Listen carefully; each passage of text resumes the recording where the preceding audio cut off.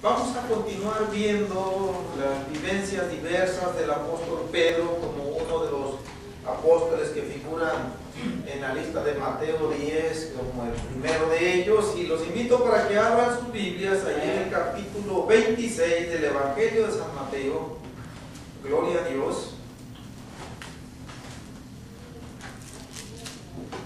Capítulo 26. Versículo 30 en adelante.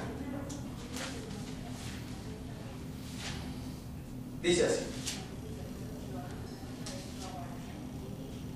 y cuando hubieron cantado el himno, salieron al monte de los olivos. Entonces Jesús les dijo: todos vosotros os escandalizaréis de mí esta noche, porque escrito está: heriré al pastor y las ovejas del rebaño serán dispersadas. Pero después que haya resucitado, iré delante de vosotros a Galilea.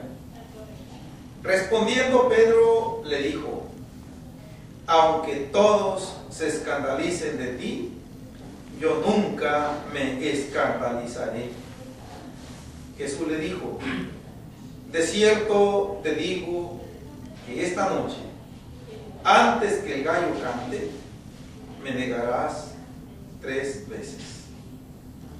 Pedro le dijo: aunque me sea necesario morir contigo, no te negaré. Y todos los discípulos dijeron lo mismo. Amén. Siéntense, gloria a Dios. Esta es otra de las ocasiones en donde el Señor está haciendo mención de una porción bíblica del Antiguo Testamento que Él se la atribuye a Él mismo.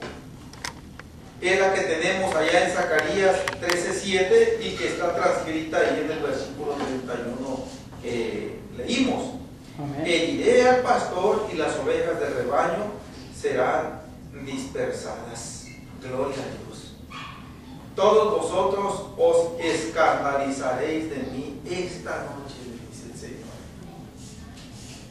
Con la palabra escandalizar, hermanos, si nosotros la analizamos de acuerdo a el tiempo en que vivimos y de acuerdo a cómo reaccionamos nosotros o vemos que reaccionan otras personas de manera escandalizada, obviamente que vamos a entenderla de la misma manera como sucedió en aquel entonces.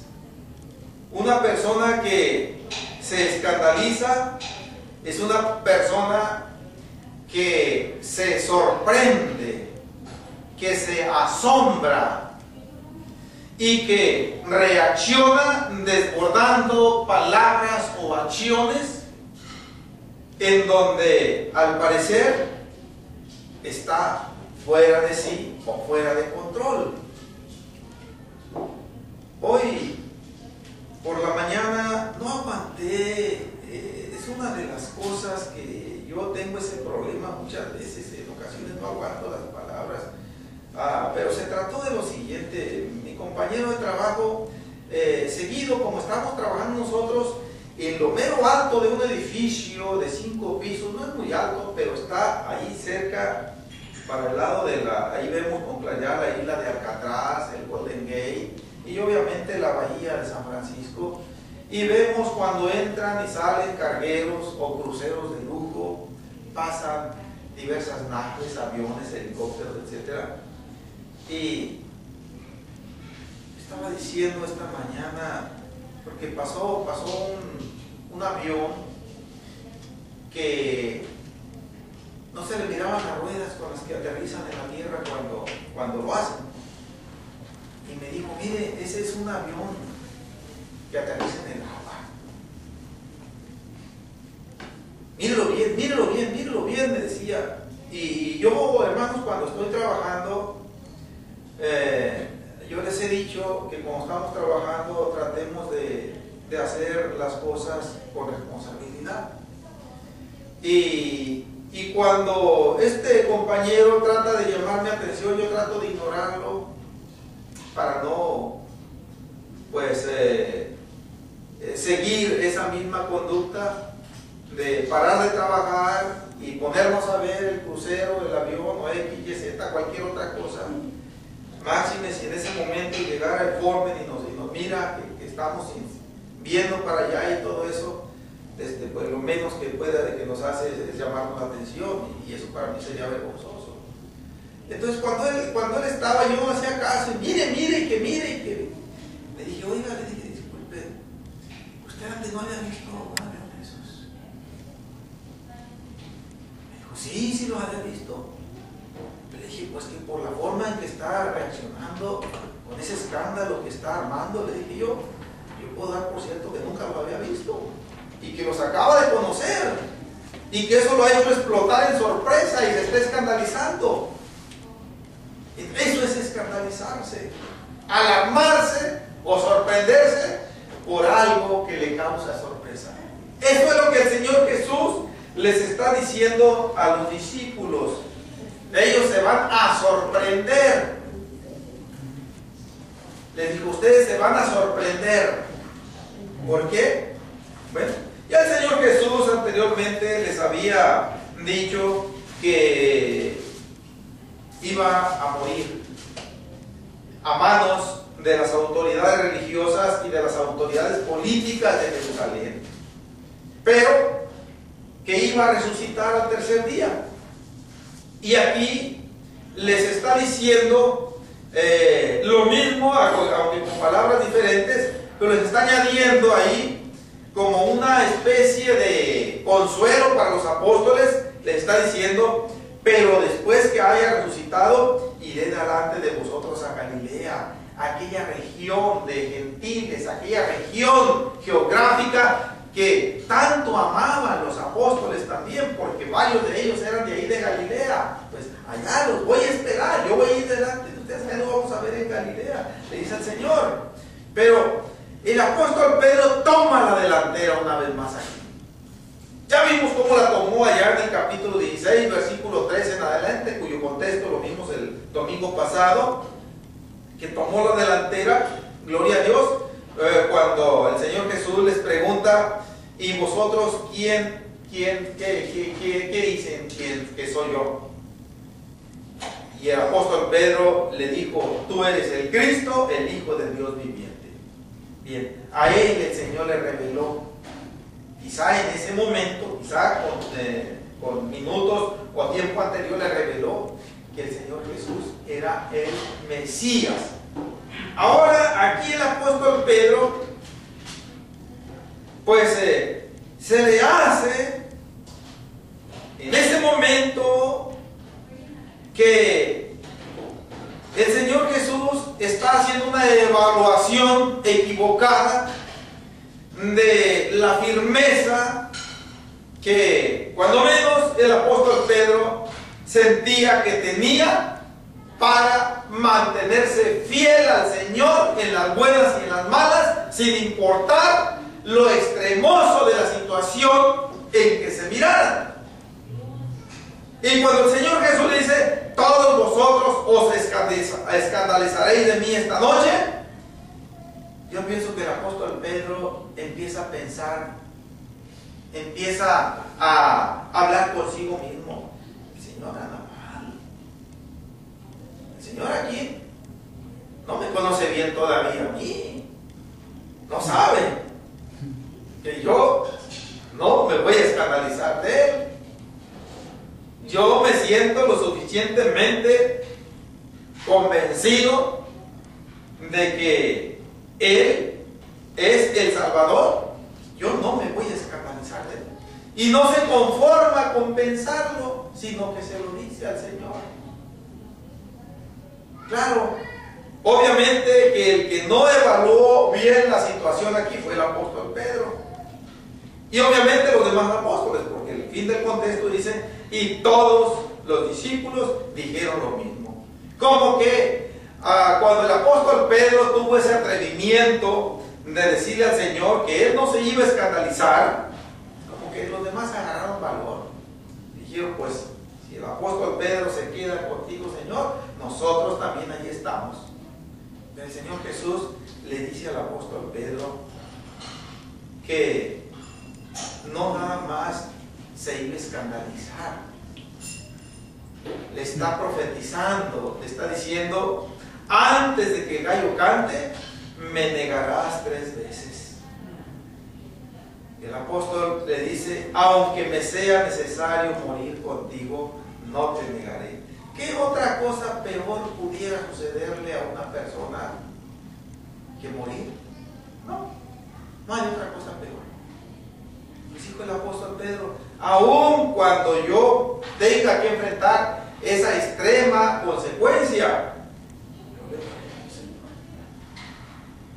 estamos leyendo esto que sucedió, hermanos, allá en el primer siglo, tal vez aproximadamente en el año 33, porque a estas alturas, pues ya el Señor Jesús estaba en sus últimos,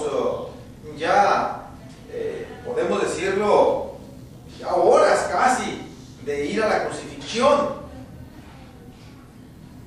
Y aquí quedaron escritas estas palabras, quedó escrito este suceso, no meramente para que nosotros nos gozáramos leyendo esto de alguna manera, sino que el Señor quiso dejarlo escrito para darnos enseñanzas en este tiempo a nosotros.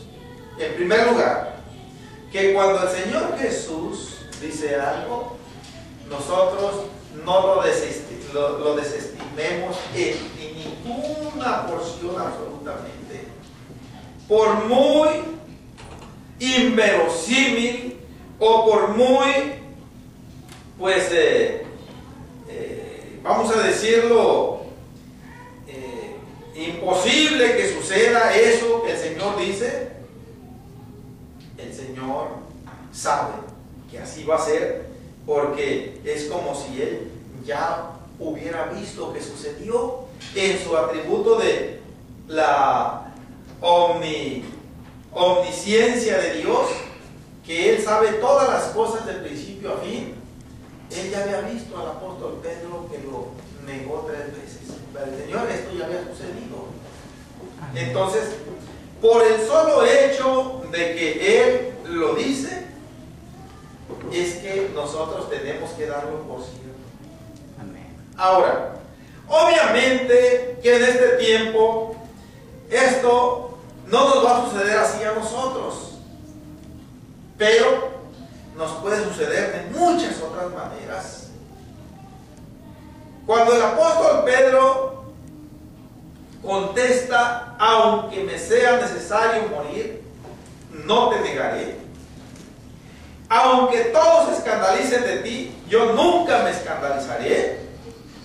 Él estaba en una situación, en un panorama en donde no había una multitud armada con garrotes, con espadas, una multitud enfurecida, en donde tan solo de verla, soldados, guardias, tan solo de verlos, uno miraba prácticamente que su vida había llegado a su fin.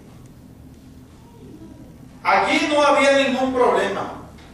Aquí se podía decir esto y más, porque no había nada que lo evitara o lo perturbara. Pero la situación cambia. la situación cambia. El miedo nunca ha sido algo fácil de domesticarlo, de domarlo. El miedo en muchas ocasiones nos va a llegar como especie de emboscada, de sorpresa. Ahorita ni siquiera nos imaginamos cuántas veces le hemos dicho al Señor: Señor, te serviremos en las buenas y en las malas. Pero una y otra vez, mis hermanos, hemos sido testigos que de repente se nos arma una situación en donde el cielo se nos nubla y lo que menos nosotros tomamos en cuenta es que debe haber algo de temor de Dios en nosotros. Pero lo último que nosotros tenemos en mente es que somos cristianos y pegamos el arrancón también, no físicamente, sino con nuestras acciones. A mí me ha sucedido. Yo no lo digo por ninguno de ustedes o de los que escucharán estas grabaciones. Por mí, penosamente lo digo. Me ha sucedido, mis hermanos, en donde yo me he visto en peligro de, en un momento dado, aún de perder la vida, de ir a prisión, de sufrir otras consecuencias, y después de tomar una reacción que me avergüenzo de mí mismo y me siento tan miserable, yo he hecho lo que en su tiempo hizo el apóstol Pedro también. Pero la reacción así, sin premeditarla, siempre nos va a meter en problemas. Aquí lo menos que pudo haber hecho el apóstol Pedro y los demás apóstoles fue guardar silencio, fue considerar aquellas palabras del Señor, cuando menos meditarlas, cuando menos ponerse a orar y elevar súplica al Señor y decirle: Señor, fortaléceme. Si esto ha de venir a mi vida, fortaléceme en ese momento, Señor. Yo nunca te quiero negar. Y es lo mismo que yo le digo al Señor en este tiempo: nunca te quiero negar, nunca te quiero fallar. Una y otra vez le he dicho al levantarme de la cama por la mañana o por la madrugada, a la hora que sea: Señor, hoy no te quiero fallar ni con palabras ni con acciones. No he podido lograrlo. De repente, esta experiencia que le digo que me pasó en el trabajo, después me arrepentí. Sencillamente lo hubiera seguido escuchando nada más a mi compañero de trabajo. No había necesidad que le dijera: usted parece que nunca había visto esos aviones, parece que no conocía los aviones, parece que no conocía los cruceros. Si aquí en San Francisco esto es de lo más común. Solo falta que me diga: ¿y el rascacielos qué grandote está? Pues si todos los días nos pasamos por el medio de ellos. Y yo, ¿para qué? ¿Para qué hablé? No había necesidad. Circunstancias como ese tipo, mis hermanos, quizás no se asemejen en el extremo de gravedad a esto que el apóstol Pedro hizo, pero de alguna manera el Señor nos sigue diciendo: sean más prudentes, sean más cautos. Toda esa avalancha de palabras o de expresiones que en ocasiones se les vienen a la cabeza y que muchas veces, así como se vienen, las echan para afuera. Modérense, esfuércense, cállense. No le hace que los tengan por, ¿cómo puedo expresar la palabra? Por tontos, o por dejados, o por agachados, no sé. Pero yo me voy a encargar dar la retribución a cada uno. Así. Es eso, como una especie de consejo que nos lanza este pasaje a nosotros. Gloria a Dios. Porque nos van a seguir sucediendo. Indudablemente que el día de mañana se va a presentar más de alguna situación en donde nosotros vamos a tener que meditar. Y acordémonos, vale más callarnos muchas veces, a menos que sea necesario hablar, a menos que sea indispensable hablar, ya sea porque nos dirigen alguna pregunta en la que nosotros tenemos que contestarla. Habrá preguntas en donde muchas veces no conviene contestarlas. Si queremos decir simple y sencillamente, no me gusta entrar en esas pláticas a mí. Muchas personas muy imprudentes que se meten a preguntar de la vida íntima o relacionados con cosas que uno no quiere platicarlas. Pero habrá cosas en donde sí tenemos que hablar, contestar, pero el Señor nos dice, sean prudentes para hacerlo. Aquí tenemos un suceso que quedó como pauta para enseñarnos a nosotros que cuando Él nos habla, nosotros hay que callar, hay que considerar. Cuando aquel joven hijo de Jacob, José, tuvo aquellos sueños antes de que lo vendieran a Egipto, soñaba yo, dice que atábamos cada uno un manojo de trigo,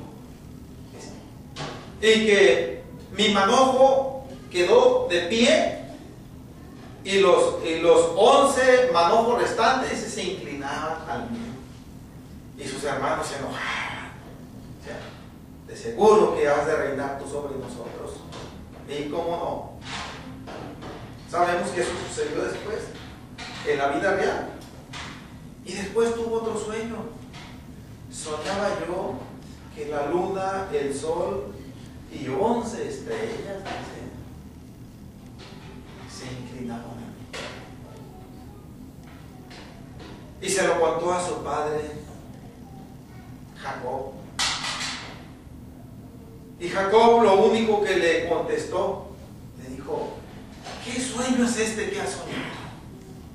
Como reprendiéndolo. Pero después lo dice la palabra de Dios. Lo voy a considerar. Después se cayó y estuvo pensando. Era un hombre de Dios. Y dijo, esto me huele a mensaje. Esto me huele a profecía de parte de Dios. Que va a suceder. Y no sé cómo va a suceder. Pero vale más ya no reprender a José. Porque el Señor aquí me está queriendo decir algo. Lo cual él después se dio cuenta y llegó a comprender que fue cuando José fue vendido en Egipto y fue hecho por Faraón el segundo señor del reino. Y pues posteriormente sus hermanos y su padre Jacob fueron para allá con él y se cumplió el sueño. Se inclinaron ante José allá como el Señor de toda la tierra. Bien, mis hermanos, esto es lo que nosotros debemos hacer. ¿Por qué? Miren, vamos aquí adelantito. No pasó mucho tiempo, no pasó,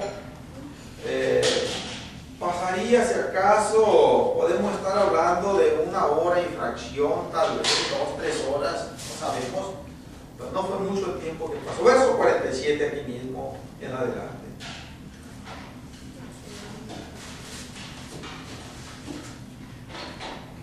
Mientras todavía hablaba, vino Judas, uno de los 12, y con él mucha gente con espadas y palos, y de parte de los principales de parte de los principales sacerdotes y de los ancianos del pueblo. Y el que le entregaba les había dado señal diciendo: al que yo besare, ese es, prenderle. Y enseguida se acercó a Jesús y dijo: salve, maestro, y le besó. Y Jesús le dijo: amigo, ¿a qué vienes? Entonces se acercaron y echaron mano a Jesús y le prendieron. Pero uno de los que estaban con Jesús, extendiendo la mano, sacó su espada e hiriendo a un siervo del sumo sacerdote, le quitó la oreja. Pero uno de los que estaban con Jesús. Hermanos, este contexto de versículos que he leído, del 47 al 51, contiene varias líneas de enseñanza que nos llevarían a nosotros a estar aquí por varias predicaciones. La conducta de Judas, la costumbre sobre el beso, lo aberrante de esa actitud de Judas. El beso en el Medio Oriente, principalmente en aquel tiempo antiguo, era algo muy solemne, pero era algo característico. El beso se daba entre familiares, pero también se daba el beso entre personas de una relación de amistad y de cariño muy íntimo, aun cuando no fueran familiares. Se acostumbraba a dar el beso entre amigos bien estrechos. Dar el beso era exteriorizar un amor, exteriorizar una estima especial por aquella persona a quien se le daba. Esto era de lo más normal. Obviamente que en nuestro medio, en nuestra cultura, esto causaría escándalo, pero no entre los orientales. Y cuando Judas le da el beso al Señor, llega al punto máximo de la hipocresía, porque esta actitud de él la hizo aparentando que amaba al Señor Jesús, que lo amaba tanto que con ese beso lo estaba demostrando. Pero era todo lo contrario. Bueno, pero no vamos a meternos, dije, en esas líneas de enseñanza. A donde yo quiero centrar el énfasis aquí es en el versículo 51. Ese personaje que estaba con Jesús, que al ver cómo el Señor Jesús es jaloneado, es pues atacado, porque el versículo 50 termina diciendo: y le prendieron. Quiere decir que uno lo agarró de un brazo o dos, otro de acá, otro del cuello, y le empezaron a inmovilizar al Señor.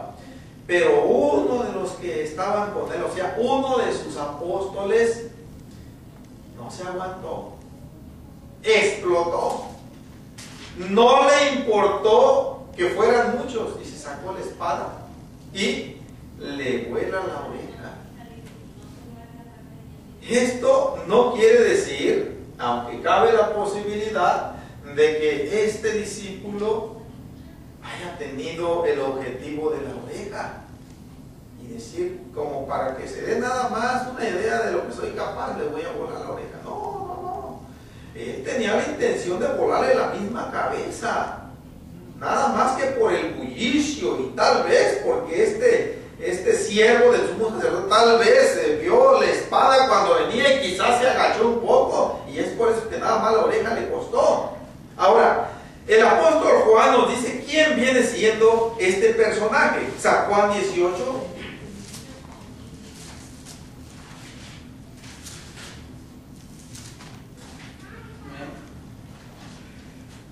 Evangelio de San Juan, capítulo 18, gloria a Dios.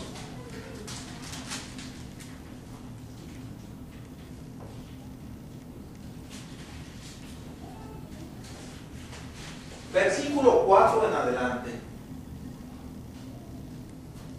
Dice: pero Jesús, sabiendo todas las cosas que le habían de sobrevenir, se adelantó y les dijo: ¿a quién buscáis? Le respondieron: a Jesús Nazareno. Jesús les dijo: yo soy. Entonces, y estaba también con ellos Judas, el que le entregaba. Cuando les dijo: yo soy, retrocedieron y cayeron a tierra. Volvió pues a preguntarles: ¿a quién buscáis? Y ellos dijeron: a Jesús Nazareno. Respondió Jesús: os he dicho que yo soy. Pues si me buscáis a mí, dejad ir a estos, para que se cumpliese aquello que había dicho: de los que me diste, no perdí ninguno. Entonces Simón Pedro, que tenía una espada, la desenvainó e hirió al siervo del sumo sacerdote y le cortó la oreja derecha. Y el siervo se llamaba Malco. Ahora aquí nosotros sabemos el nombre de aquel discípulo del Señor que sacó su espada, y también el nombre del siervo del sumo sacerdote al que le cortó la espada. Dice que el que sacó la espada era nada más ni nada menos que Simón Pedro. Simón Pedro, que siempre se caracterizó por tomar la delantera, aquí no fue la excepción. Todos los demás podemos nosotros deducir por el contexto que hemos leído que cuando menos se mantuvieron quietos, no se atrevieron a intervenir. Pero Pedro, dice, Pedro sí se animó. Parece ser que el apóstol Pedro iba a sostener con esta actitud. Parece ser que estaba demostrando que el Señor se había equivocado cuando le dijo: me vas a negar 3 veces. ¿Qué óvole, Señor? Aquí te estoy dando la casta. Pero, hermanos, más adelante, en gloria a Dios, nosotros no vamos a ir a aquel suceso cuando el apóstol Pedro lo negó 3 veces. Ya lo conocemos todo ese suceso. Amén. Cuando el apóstol Pedro negó al Señor Jesús, allá en Mateo 27, el panorama ya era muy diferente a como lo era inclusive aquí. Aquí todo se dejó venir en un arranque de ira, en un arranque de coraje, de ver cómo al Señor lo sujetaban, lo apresaban, y pues no premeditó el apóstol Pedro aquí en ninguna consecuencia. Pero cuando estaba en el patio de la casa del sumo sacerdote, ya era otro el panorama. Ya todo estaba más sosegado. Al Señor Jesús ya lo tenían apresado. Y todo aquel que se identificara con Él podía dar por hecho que iba a seguir la misma suerte. Y cuando el apóstol Pedro se ve en ese peligro, pues lo más fácil para él fue simple y sencillamente decir: pues ¿qué me cuesta? No lo conozco.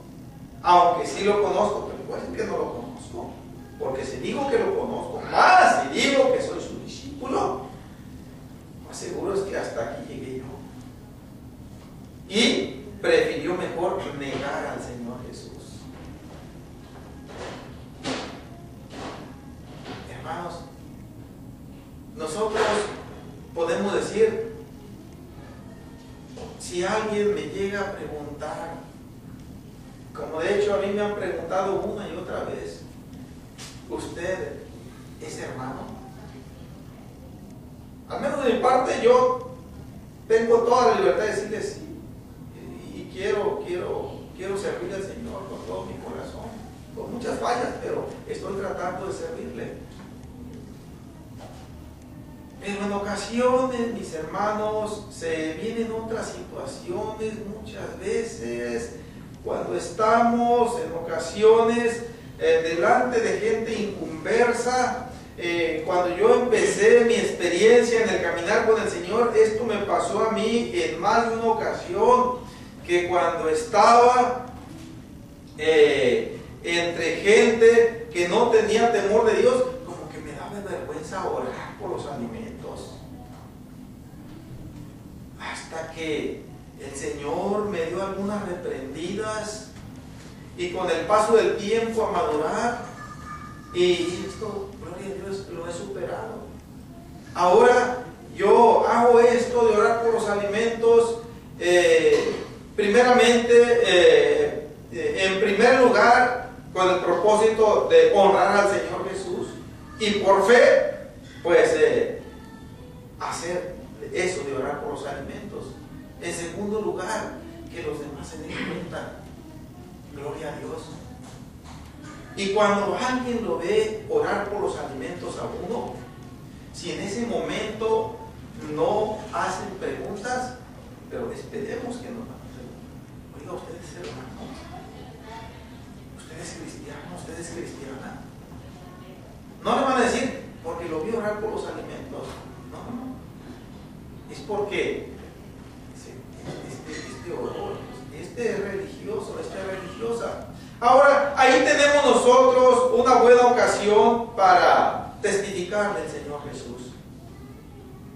Pero, mis hermanos, a lo que yo quiero ir es que cuánta gente que se dice cristiana, que se dice cristiano, cuando simple y sencillamente que se va a comer en algún restaurante, fuera de casa. En casa sería el colmo que nos diera vergüenza orar por los alimentos. Que me mire mi hijo, que me mire mi esposa. Ya sería lo último eso, ¿no? Pero que esté gente en la misma mesa o rodeado de mesa. Ha habido hermanas que penosamente lo digo, andan agarrando la toallita, la servilletita, la desdoblan lo más que pueden para ponérsela de cubierta, porque ni siquiera cubierta. Pues con esa conducta estamos negando al Señor Jesús. No en la dimensión del apóstol Pedro, pero lo estamos negando de alguna manera. Hermanos, y esto pues el Señor nos está diciendo. Nosotros ya conocemos la historia. Nosotros tal vez nos hemos erigido de Pedro en varias ocasiones, decir, pero no lo fue a negar. Y 3 veces. Todavía la primera se puede pasar, pero la segunda ya era para que lo hubiera pensado. No, mis hermanos. Pero es que lo que le pasó al apóstol Pedro es una enseñanza para decirnos que a nosotros también nos va a pasar. Y que nosotros tenemos la grande ventaja que el Señor nos concede el tiempo para que nos preparemos, y esa preparación la vamos a lograr solamente humillándonos al Señor, llorándole a Él, suplicándole: Señor, fortaléceme para que cuando llegue el momento en que yo te tenga que confesar, para que lo haga con dignidad, con testimonio que te honre a ti, Señor, y que nunca te vaya a negar. Ya no lo vamos a negar como el apóstol Pedro, pero sí estamos en grave peligro de negarlo de muchas otras maneras, mis hermanos. Y eso es lo que el Señor nos quiere enseñar. Ahora, pues aquí vemos, gloria a Dios, que cuando el apóstol Pedro saca su espada y le corta la oreja al siervo del sumo sacerdote, fue un impulso en donde su mente se cegó por el momento cálido que estaba ahí. No le interesó. Pero después nos nos dice acá, precisamente acá donde estábamos en Mateo 26.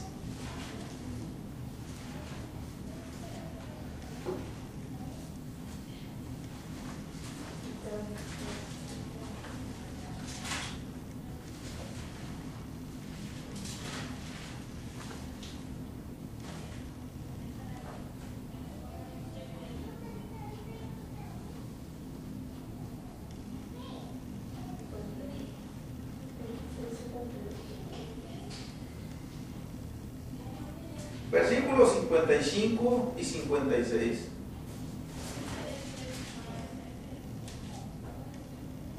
En aquella hora dijo Jesús a la gente, Mateo 26, 55 y 56, como contra un ladrón habéis salido con espadas y con palos para prenderme. Cada día me sentaba con vosotros enseñando en el templo y no me prendisteis. Mas todo esto sucede para que se cumplan las escrituras de los profetas. Entonces todos los discípulos, dejándole, huyeron. Todos. El apóstol Pedro también el apóstol Pedro dejó un polvaderón ahí. Pero, ¿y aquel valor que tenía cuando sacó la espada y le trozó la oreja al siervo del sumo sacerdote? ¿En dónde quedó? ¿Quién sabe dónde quedaría? La cuestión es que se fue del apóstol Pedro y él también emprendió carrera. Pero no dicen los evangelistas que después aplicó el freno y se regresó. Sí. Avergonzado se regresó, pero fue siguiendo a la turba que llevaba al Señor, la fue siguiendo a cierta distancia. Vio que se metieron a la casa del sumo sacerdote y tal vez como no queriendo que nadie lo viera, ahí se metió como escondidas y allá se puso en el patio. Allá estaba sentado cuando empiezan a cuestionarlo y a decirle, tú también eres discípulo del Nazareno. Aún tu manera de hablar te delata. Tú andabas con él. Ya era otra la situación. El apóstol Pedro y todos los discípulos, dejándole, huyeron. ¿Por qué huyeron los discípulos? Claro, lo más fácil aquí es contestar, porque tuvieron miedo. Eso es lo más lógico y eso es una realidad, que tuvieron miedo. Pero esto sucedió primordialmente porque el Señor lo dijo con anterioridad. Lo había dicho siglos antes por medio de sus profetas que esto iba a suceder, hermanos, y esto se cumplió.